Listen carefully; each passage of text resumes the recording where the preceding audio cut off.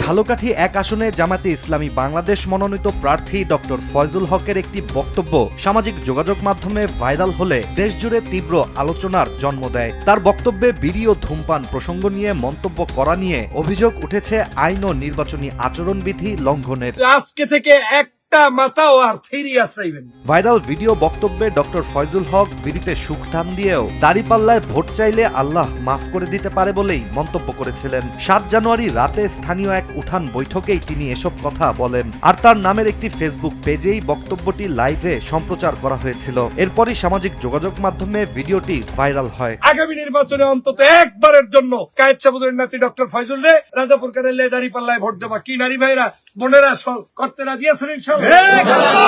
ভিডিওতে ডক্টর ফয়জুল হককে বলতে শোনা যায়, একজন মানুষ যে জীবনে কোনোদিন ইবাদত করার সুযোগ পায়নি, সেও যদি বিড়িতে সুখ টান দিয়ে দাড়িপাল্লার দাওয়াত দেন, তাহলে এমনও হতে পারে পিছনের সবকিছু আল্লাহ মাফ করে দিবেন। আমার ভাই হয়তো কোনোদিন ইবাদত করার সুযোগ পায় নাই, ওই সুখ টান দেওয়া বিড়ির মধ্যেও যদি সে ওই দাড়িপাল্লার দাওয়াত দিয়া আল্লাহর দ্বারে কবুল হয়ে যায়, এমনও হইতে পারে পিছনের সব আল্লাহ মাফ করে দিয়ে তার তো ভালো করে। আকিজ নিয়ে এলো বিশ্বমানের বেবি ডায়াপার মাম্মাম, কটনে সফট ম্যাটেরিয়াল, বাবুকে দেবে র্যাশ ফ্রি সুপার কমফর্ট। এছাড়া পুরুষদের জন্য পরামর্শ দিয়ে ফয়জুল হক আরো বলেন, এখন থেকে 5 টাকার চা খেয়ে 15 টাকার গল্প করার জন্য। আর চায়ের আড্ডায় ডক্টর ফয়জুলের দাড়িপাল্লার জয় জয়কারের খবর দেখার কথাই বলতে বলেন তিনি। এখন থেকে 5 টাকার চা খাইবেন, 15 টাকার গল্প মারবে। আবু তালেব খবর কি? বললাম যে এই সব জায়গায় ডক্টর ফয়জুলের জয় জয়কার অবস্থা, এদিকে দাড়িপাল্লার কি কারবারটা কি, ঘটনা কি, ঘটলে কি? অন্যদিকে নারীদের উদ্দেশ্য করে তিনি বলেন, নির্বাচনের রাতে ঘুমাবেন না, নির্বাচনের দিন আত্মীয় স্বজন সবাইকে নিয়ে কেন্দ্রে গিয়ে ভোট দিয়ে ভোট গণনা শেষ করে বাড়ি ফিরে বিজয় মিছিল করেই ঘুমানোর নির্দেশ দিয়েছেন ডক্টর ফয়জুল হক। নির্বাচনের রাত্রে ঘুমাইবেন না, 11 তারিখ সারা রাত মানে রাত 12টা পর্যন্ত ঘুমাইবেন। স্বামীকে আদর যত্ন করে তুলে ঘুম থেকে আপনি সহ আপনার আত্মীয় স্বজন সহ সবার আগে ভোট সেন্টারে ভোট দিয়া ভোট গুণা তারপরে বাড়ি এসে বিজয় মিছিল করে ঘুমাইতে হবে। জামায়াত ইসলামীর নেতার এসব ভাইরাল বক্তব্য নিয়েই নেট দুনিয়ায় চলছে আলোচনা। আর প্রকাশ্যে বিড়ি ও ধূমপানকে উৎসাহিত করা বিদ্যমান আইনের পরিপন্থী ও শাস্তিযোগ্য অপরাধের শামিল বলেই মনে করছেন অনেকে।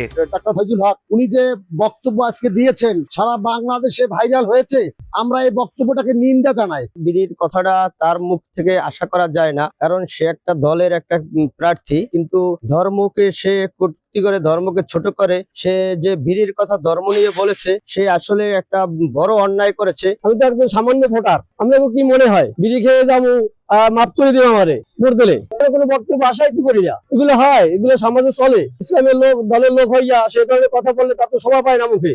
বিড়ি খাওয়াকে কেন্দ্র করে যদি মানুষের কাছে উৎসাহিত করে ভোট চায়, আসলে আমি এই বক্তব্য সমর্থন করি না, এবং সাধারণ জনতা এবং ভোটার যারা তারা এই ধরনের বক্তব্য সমর্থন করবে না। এদিকে সুশাসনের জন্য নাগরিক সংগঠনের সম্পাদক অ্যাডভোকেট আক্কাস সিকদারও নেতিবাচক প্রতিক্রিয়া জানিয়েছেন ডক্টর ফয়জুল হকের বক্তব্য নিয়ে। ডক্টর ফয়জুল হক সাহেব একটি প্রকাশ্য জনসভায় বলেছেন যে আপনারা যারা বিড়ি খান, বিড়ি টানবেন আর দাড়িপাল্লায় ভোট দেওয়ার কথা বলবেন। তার এই কথাটি সামাজিক যোগাযোগ মাধ্যমে প্রচার হয়, ব্যাপক প্রতিক্রিয়া সৃষ্টি হয়েছে। তো আমি মনে করি যে একজন সংসদ সদস্য প্রার্থী প্রকাশ্যে ধূমপানের পক্ষে জনগণকে উৎসাহিত করতে পারেন না, এটি তিনি ঠিক করেননি। তবে এসব অভিযোগের জবাবে ডক্টর ফয়জুল হক জানিয়েছেন, তার বক্তব্য ভুলভাবে উপস্থাপন করা হচ্ছে। ঘটনাটি যেখানে ঘটেছে সেটি নির্বাচনী সভা ছিল, ফলে সেখানে বিভিন্ন মত ও পেশার মানুষ উপস্থিত ছিল। মূলত তিনি সব শ্রেণী পেশার মানুষের সমর্থন প্রত্যাশা করেন বলেই এভাবে কথা বলেছেন। আমার বক্তব্যের মূল উদ্দেশ্য ছিল যে বাংলাদেশের আপনারা যারা বিড়ি খান বা সিগারেট খান,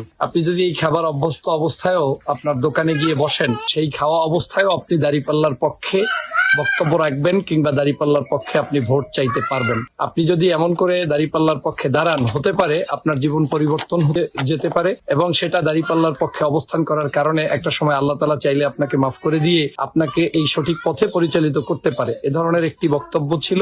ইস্তিয়াক হোসেন, দেশ টিভি।